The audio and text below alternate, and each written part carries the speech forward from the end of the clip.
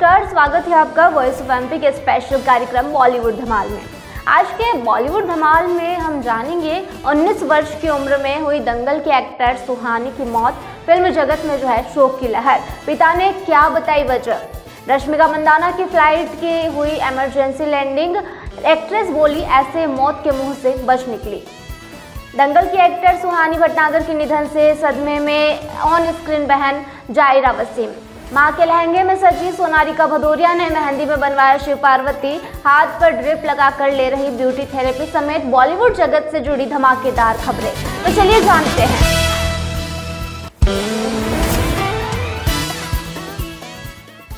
South star Ravi Teja की film eagle ने box office पर अच्छी शुरुआत की थी।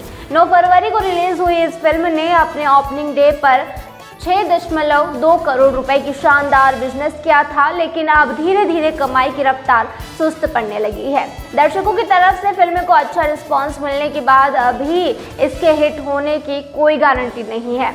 तो ये जानते हैं फिल्म ने रिलीज के 90 दिन पर कितना बिजनेस किया। तो रिपोर्ट्स के मुताबिक लाल सलाम ने रिलीज के 90 दिन महज 52 लाख की कमाई की है। इसके बाद लाल सलाम का 9 दिनों का कुल कलेक्शन 22.74 करोड़ रुपए हुआ है।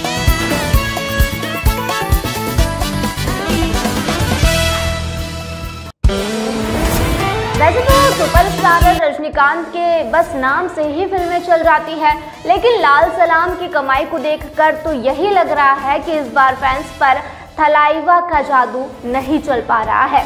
9 फरवरी को थिएटर में रिलीज हुई स्पोर्ट्स ड्रामा फिल्म लाल सलाम का हाल बेहाल है।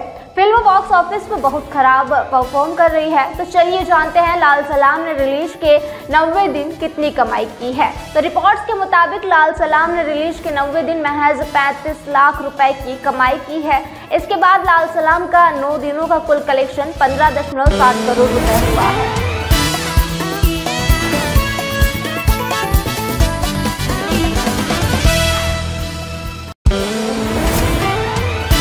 बिग बॉस 14 की कंटेस्टेंट रही पवित्रा पुनिया अपनी पर्सनल लाइफ की वजह से खबरों में है। कुछ समय पहले ही एक्ट्रेस के पिता की डेथ हो गई थी। इसके अलावा एक्ट्रेस का एजान खान संग ब्रेकअप हुआ है। अब पवित्रा ने एक पॉडकास्ट में अपने डिप्रेशन संग स्ट्रगल के बारे में बात की। पवित्रा ने कहा, मैंने अपने पिता को खो दिया। मैं अपने बेडरूम में एक कोने में अपने बेड पर ही बैठी रहती थी। मैं लगातार उसी जगह बैठी रहती थी, जिसकी वजह से मेरे बेड में एक गड्ढा तक हो गया है। मैं बस ऐसे ही बैठी रहती थी, कोई सपोर्ट नहीं, कुछ नहीं, कोई मेंटल सपोर्ट नहीं। और उसी वक्त मैं ब्रेकअप से भी गुजर रही थी। उसी वक्त एक खूबसूरत चीज़ के जाने और दूसरी तरफ पापा को खोने का दर्द। आगे एक्ट्रेस ने कहा, कुछ खाती नहीं थी, सिर्फ सोती थी। पता नहीं था कि क्या करूं, अब आगे क्या होगा। सच कहूं तो मैं डिप्रेशन के पीक पर खड़ी थी।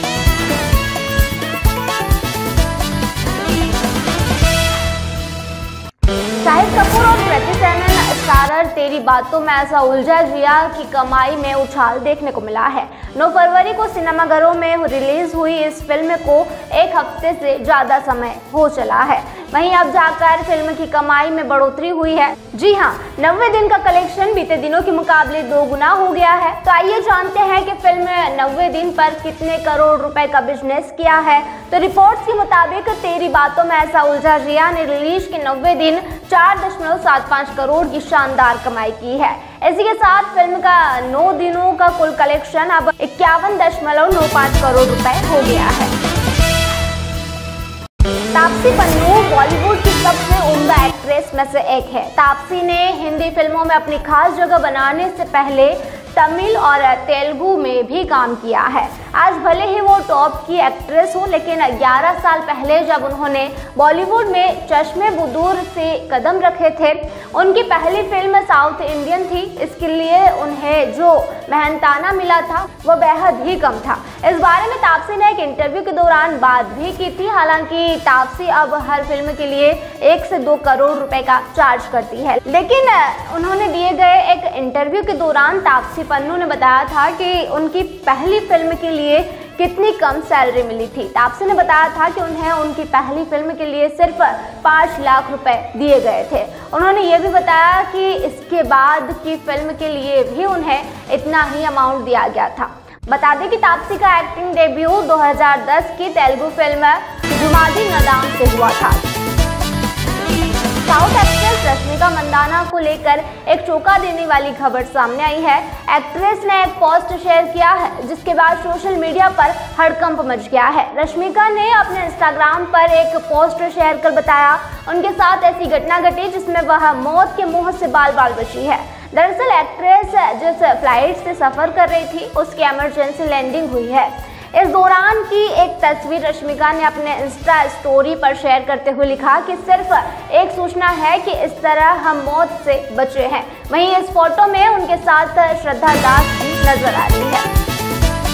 दंगल पर सुहानी भटनागर के अचानक निधन से फैंस को गहरा झटका लगा है। 19 की उम्र में उन्होंने इस दुनिया को हमेशा के लिए अलविदा कह दिया है। सुहानी ने आमिर खान की फिल्म दंगल में जूनियर बबीता फोगाट का किरदार निभाया था। ऐसे में दंगल के स्टार कास्ट को सदमे में है। वहीं जो है फिल्म में सुहानी की बहन का किरदार निभा चुकी जायरा वसीम ने भी को स्टार सुहानी के निधन पर अपना दुख व्यक्त किया है। जायरा ने इंस्टा स्टोरी पर एक पोस्ट शेयर करते हुए लिखा है कि सुहानी भटनागर के निधन की खबर सुनकर मैं हैरान हूँ। इस दर्द को बयां करने के लिए मेरे पास शब्द नहीं है। इस मुश्किल की घड़ी में उनके परिवार को संवेदना देती हूँ। उनके माता पिता पर क्या बीत रही होगी यह सोचकर मेरा दिल दुख से भर गया है। मैं इसी के से फ्रॉड केस से बचा लेता है। वहीं तोशु अनुज के सामने मायूस बनने की कोशिश करता है लेकिन अनुज उसे विक्टिम कार्ड खेलने के लिए मना करता है। अनुपमा के प्रोमो में दिखाया जाता है कि अपनी फीलिंग्स के चलते श्रुति अनुज से दूर रहने की कोशिश करना चाहती है। इसके लिए वह अनुज का घर छोड़ना चाहती है। वहीं आध्या और अनुज दोनों ही उसे रोकने की कोशिश करते हैं।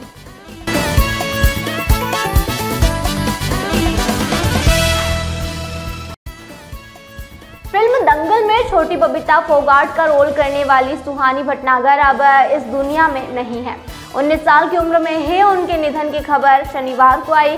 हर किसी को हैरान कर देने वाली इस खबर के बाद उनके पिता सुमित भटनागर ने मीडिया से बातचीत करते हुए मौत के असल कारण का जिक्र किया। सुहानी डर्मेटोमायोसाइटिस से पीड़ित थी। यह एक प्रकार की बहुत ही रेयर बीमारी है जिसमें स्क्रीन पर रेशेज होने लगते हैं और मांसपेशियों में कमजोरी आ जाती है। जानकारी के मुताबिक 7 फरवरी को दिल्ली के एम्स में सुहानी को भर्ती करवाया गया था और 16 फरवरी को निधन हो गया। सुहानी के पिता ने कहा 2 महीने पहले उसके हाथ पर एक रेड स्पॉट हो गया था। हमने सोचा कि ये एलर्जी होगी और फरीदाबाद में ही कई हॉस्पिटल में कांटेक्ट किया पर कोई बीमारी पकड़ नहीं पाया। जब उसकी हालत तेजी से बिगड़ने लगी तो हमने उसे एम्स में भर्ती करवाया लेकिन उसके हाल में कोई सुधार नहीं हुआ। एक्सेस फ्लूइड निकलने के कारण उसके फेफड़े काफ़ी खराब हो चुके थे। देवों के देव महादेव में पार्वती के किरदार के लिए फेमस सोनारिया भदौरिया की शादी का सेलिब्रेशन शुरू हो गया है। उन्होंने अपनी मेहंदी के लिए अपनी मां की शादी का लहंगा पहना है। गहरे लाल रंग के लहंगे में सजी सोनारिका बेहद खूबसूरत लग रही है। सोनारिका का अपनी मां का लहंगा पहनने का ऑप्शन उनकी जड़ों से जुड़े रहने को दिखाता है। हरे रंग में कुर्ती ब्लाउज का सेट लहंगे को कंप्लीट कर रहा है। सोनारिका अपने होने वाले पति के साथ पोज देती हुई नजर आ रही है। सोनारिका भदौरिया और विकास ने अपनी मेहंदी सेरेमनी की खूबसूरत तस्वीरें शेयर की हैं। दुल्हा बनने वाले विकास ने येलो कलर का भारी कढ़ाई वाला सिल्क कुर्ता पैजामा सेट के साथ जैकेट पहना था। उन्होंने फोटोज के कैप्शन में लिखा, मेहंदी है रचने वाली, हाथों में गहरी लाली। फोटो में उन्होंने लिखा था, माँ की शादी का लहंगा। यहाँ एक फोटो है जब सोनारिका ने अपनी माँ की शादी के लुक को दोबारा कैरी किया था, लेकिन इस बार उन्होंने इसे अपनी मेहंदी के दिन पहना। ये थी बॉलीवुड से जुड़ी कुछ धमाकेदार खबरें जो हमने आपको बताई। ऐसी तमाम जानकारी और अपडेट्स के लिए बने रहिए वॉइस ऑफ एमपी और वॉइस ऑफ इंडिया टीवी के साथ।